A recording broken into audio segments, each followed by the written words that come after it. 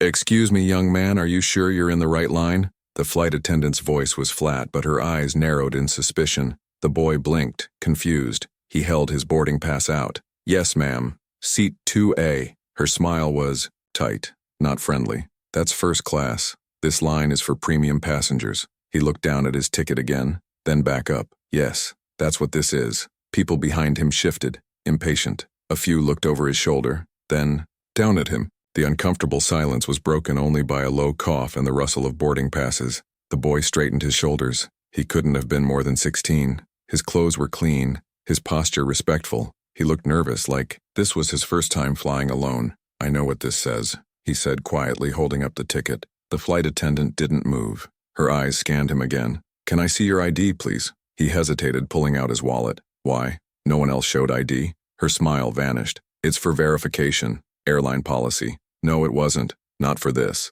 People behind him were already boarding with no issue, no extra checks. A man in a suit walked past, nodded at the attendant, and was waved through without even a glance. The boy offered his ID with a small shake in his hand. "Here." She took it, barely glanced at it.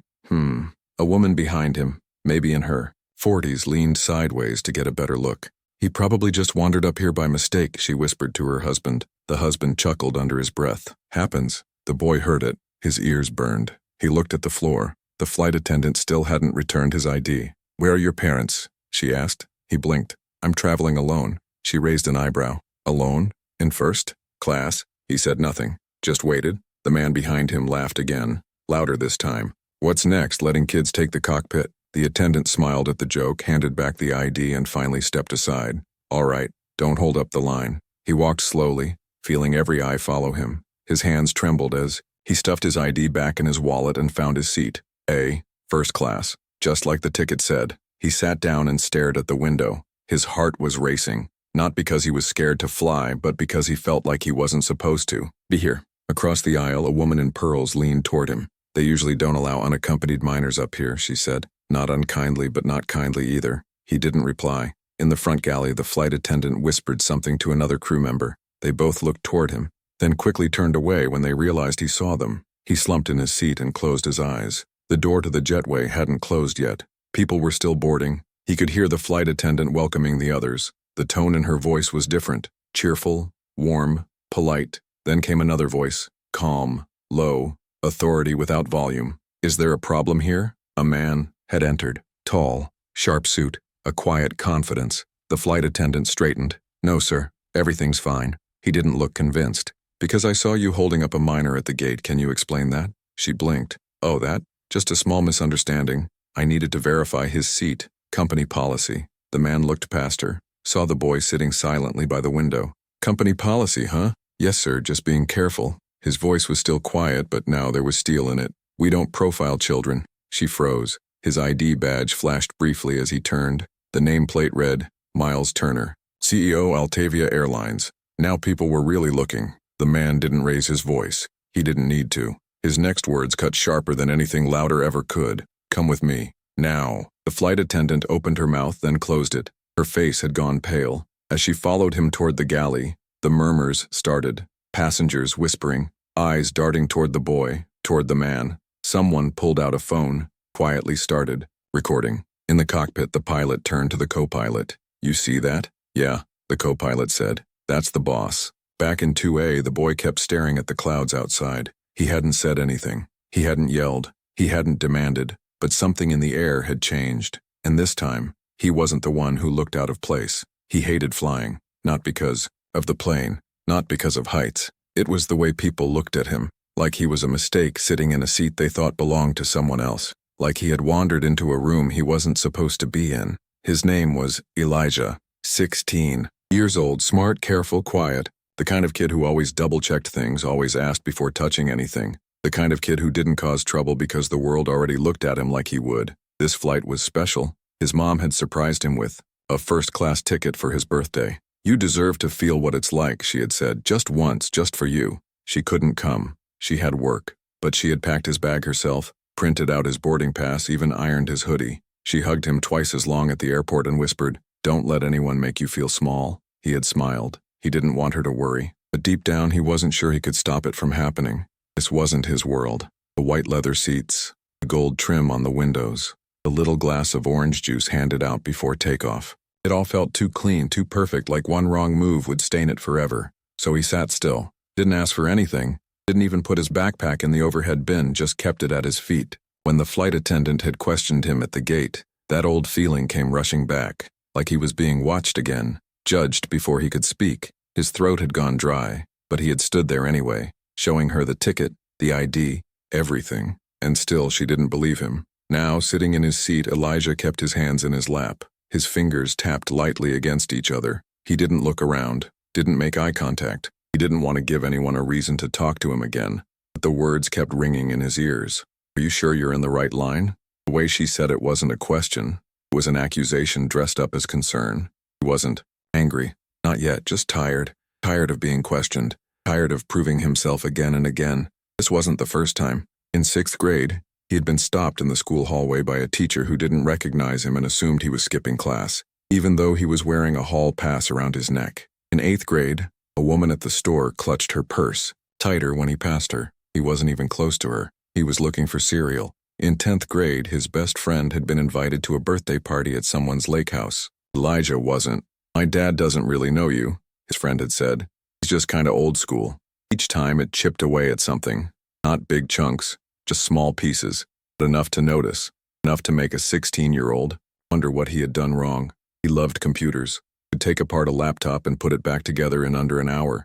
He had dreams of building software that made life easier for people, apps for disabled kids, smart tools for teachers, coding, programs for beginners. He didn't tell many people that. Most just saw his face, his hoodie, his skin, and made up their minds. That's what hurt them most. The knowing. Knowing they had already decided who he was without hearing him speak. And still, he stayed calm, always, because his mom had taught him. You don't win by yelling. You win by standing tall, even when try to make you feel small.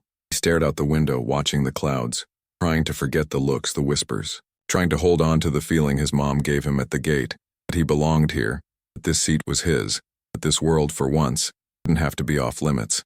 The hum of the engine grew louder as the plane prepared for takeoff. The seatbelt light came on. The other passengers settled in. No one else said anything to him. Not yet. But the damage was already done. It wasn't about a seat. It was about dignity, about being made to feel like a mistake in a space that was supposed to be exciting, not humiliating.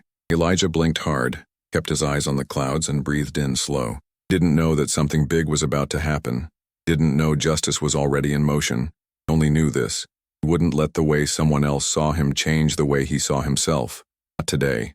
Flight hadn't even taken off, and already Elijah felt like the whole cabin was a stage and he was the only one on it. The seat felt too big around him, the air too thin, silence too loud. He heard the murmur of voices from the galley again. The flight attendant was still talking to someone, still glancing toward him. Each time their eyes met, her smile would vanish, replaced by something colder. She walked down the aisle and stopped at his row. "I see your boarding pass again?" Elijah blinked. "Already saw it." "Yes, but I need to confirm the manifest. It's standard." Knew it wasn't.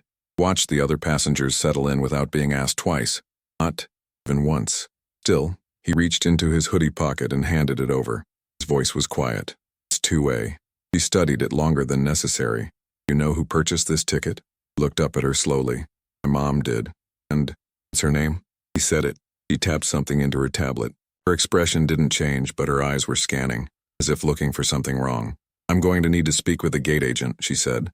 "You just stay here." Elijah didn't move. Couldn't. His chest felt tight. A few rows behind him, a man leaned toward his wife. "They're probably checking for fraud," he whispered. "You'd be surprised what people try." The woman nodded. "You know how it is these days. First class isn't what it used to." They weren't even trying to whisper anymore. Elijah closed his eyes. He didn't want to cry. Not here. Not now. Minutes passed. The flight was delayed. Passengers started murmuring. The captain made an announcement. "We're waiting on a quick clearance issue before we depart." Clearance issue. Elijah felt the burn in his stomach. He knew he was the issue. The flight attendant came back, flanked by another man. This one wore a navy blazer with the airline's logo on it. His voice was fake friendly. "Hey, buddy, mind stepping off the plane with us for just a moment? We just need to clear something up real quick." "No," Elijah said quietly. "I didn't do anything wrong." Passengers shifted in their seats. The tension thickened. "It'll just take a minute," the man said. "You already checked my ID," Elijah said. I showed you my ticket, why do I have to leave? The man's smile tightened. We just want to verify a few things. Then do it here. The flight attendant stepped in. We're trying to be patient, but if you don't cooperate, we may have to involve security. There it was, the unspoken threat, now spoken, the quiet violence wrapped in corporate politeness. From the front of the plane, a voice called out, calm, measured. What exactly needs to be verified? Heads turned. The man in the tailored suit had returned. Miles Turner, CEO. His face was unreadable, but his eyes were sharp. The flight attendant's confidence faltered.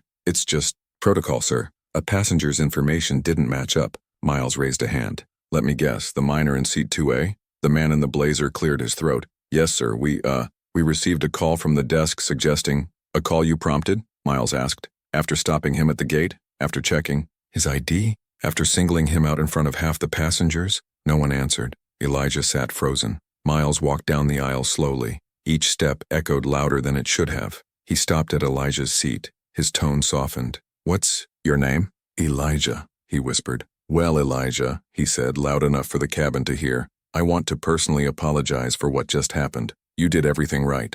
Elijah said nothing. He couldn't. Miles turned to the crew. Step outside with me. Now. They obeyed, stiff and silent. Inside the plane, the whispers started again. Only now they carried shame instead of suspicion. That was uncalled for. They embarrassed that kid. I hope someone gets fired. Elijah still didn't move. The woman across the aisle leaned over again. You okay, sweetie? He nodded. Barely. When Miles came back a few minutes later, he didn't say much. He just gave Elijah a small nod. Not the kind you give to a child, but the kind you give to someone you respect. The door finally closed. The jet began to push back, but the weight hadn't lifted. Not for Elijah, because he knew what would have happened if that man hadn't been there. He would have been pulled off, accused, doubted, humiliated, and no one would have believed him. Not because of what he did, but because of what he looked like. The injustice wasn't loud. It never is. It comes with a smile, a clipboard, a quiet word like protocol, but its impact is thunder.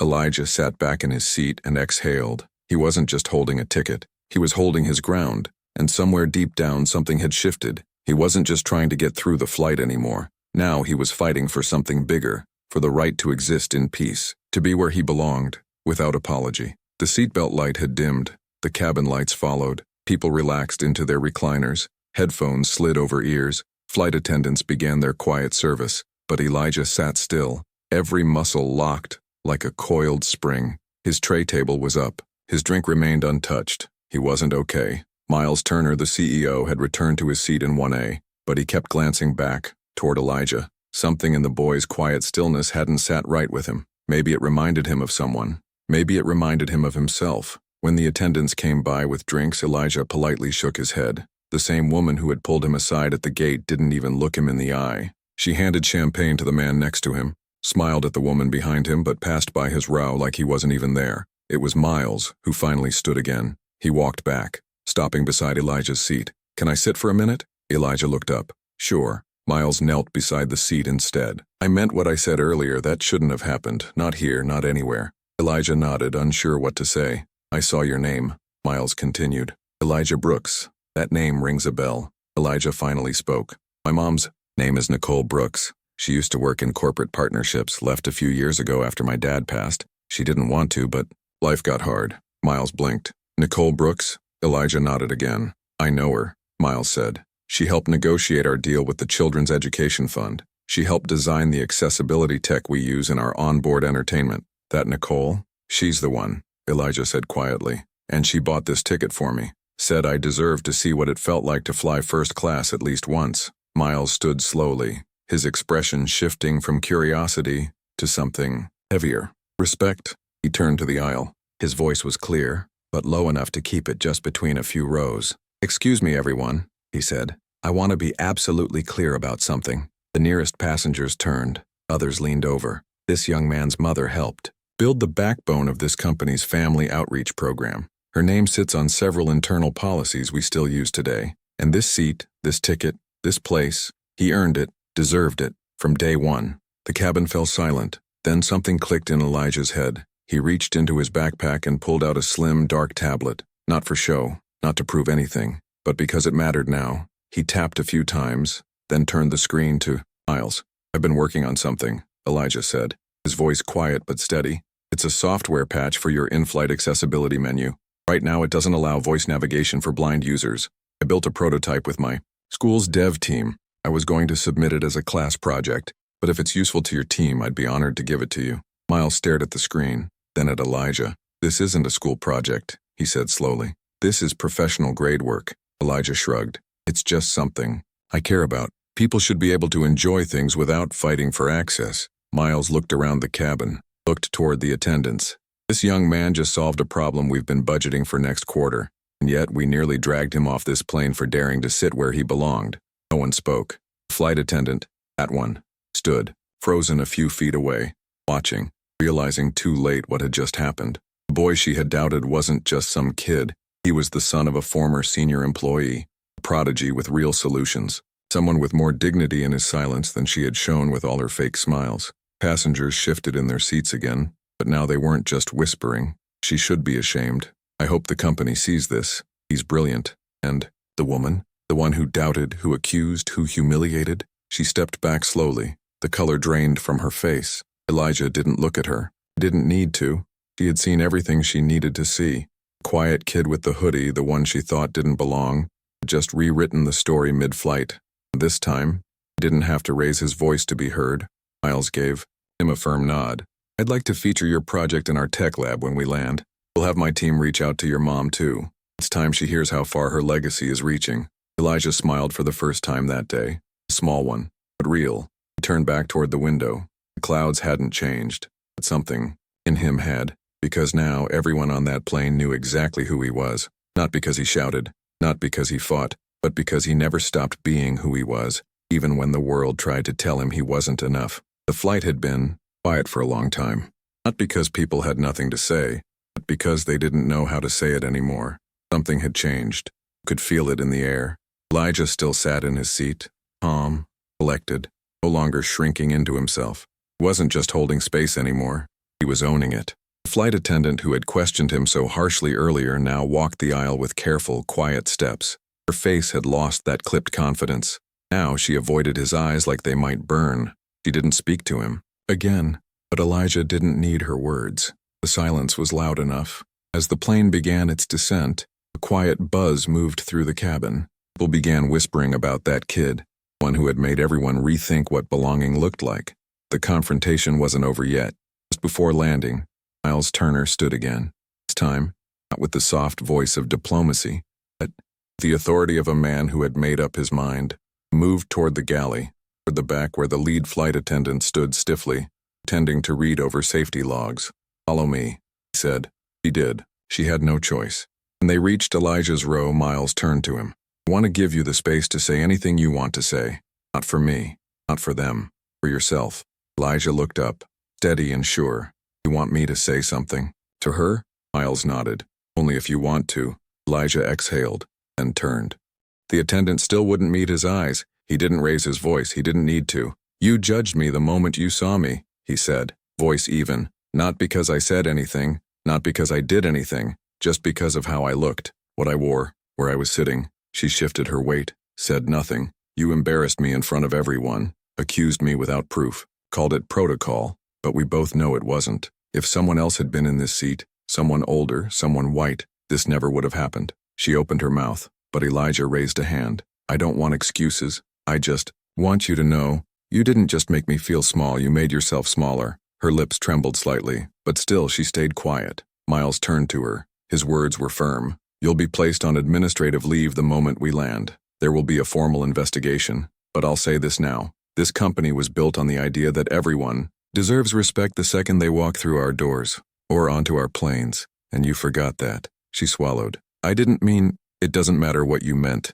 Miles cut in. "It matters what you did." Elijah turned away, not with bitterness, but with peace. As the plane landed, he felt lighter than he had since the moment he stepped into the airport. Not because justice had magically fixed everything, but because, for once, he hadn't been forced to stay quiet. When the doors opened, passengers stood and gathered their things, but many stopped before leaving. A middle-aged man paused and said, "You handled that better than most adults I know." A woman touched Elijah's shoulder lightly. "You're brave and brilliant." Even a teenager in economy walked up too. The front just to say, "That was messed up, man. I'm glad you said something." Elijah nodded, offering each one a quiet thank you. But the real moment came when a woman stepped onto the jet bridge, holding a phone and a briefcase. Her stride was sharp, confident, dressed in a navy suit with a government badge clipped to her lapel. "Elijah?" she asked, voice smooth and steady. He stood, confused. "Yeah?" She smiled. "I'm Detective Brooks. Nicole Brooks. I'm your mom's sister." His jaw dropped slightly.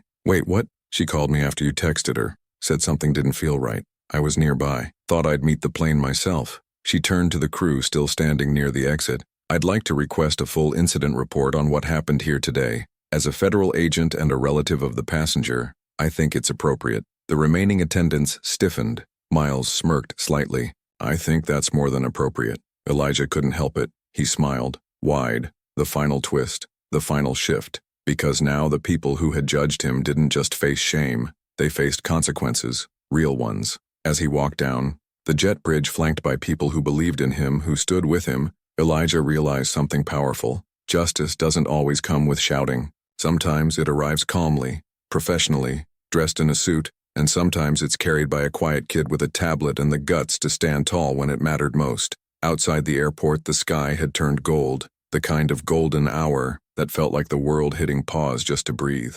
Elijah stood by the curb with his aunt, Detective Nicole Brooks, as a black SUV pulled up. Miles Turner stepped out, no suit jacket now, just a button-down shirt rolled to the elbows and a look of quiet respect on his face. He extended a hand. Elijah shook it. "Before you go," Miles said, "I want you to know something. That software patch you showed me, we've already passed it to our dev team. It's going to be implemented within the next quarter, and we'll make sure your name's on it." Elijah's heart thudded, but he kept his voice calm. "Thank you, sir. That means more than you know," Miles nodded. "It's not charity. It's acknowledgement. You earned this." He looked to Nicole. "And your mom? She should have been recognized long ago. That's on us. We'll fix it." They parted ways after that. No grand speeches, just the kind of goodbye that feels final and fair. On the ride home, Elijah stared out the window, thinking about everything. The flight, the humiliation, the silence he'd swallowed for years just to avoid scenes like that. And then, the shift. The moment he decided he didn't have to stay silent anymore.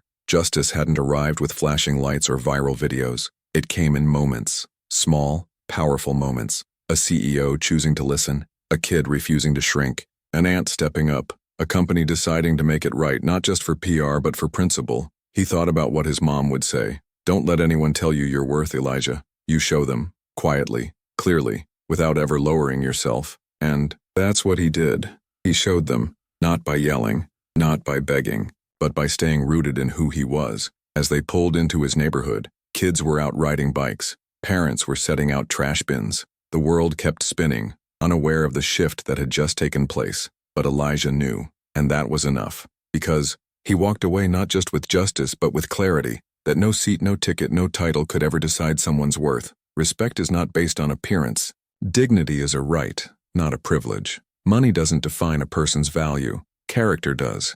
And sometimes the quietest voices carry the loudest truths. Have you ever seen someone judged unfairly just because of how they looked? Or maybe it even happened to you. Moments like this happen more often than we realize, and sometimes all it takes is one person speaking up to shift everything. What would you have done in Elijah's place? Would you have stayed silent or spoken up? We'd love to hear your thoughts. Share your experience in the comments below. Your voice might be exactly what someone else needs to hear. And if you believe in standing up for what's right, in treating everyone with dignity, no matter their age, color, or background, make sure to hit that like button and follow for more powerful, true-to-life stories that challenge, inspire, and open eyes.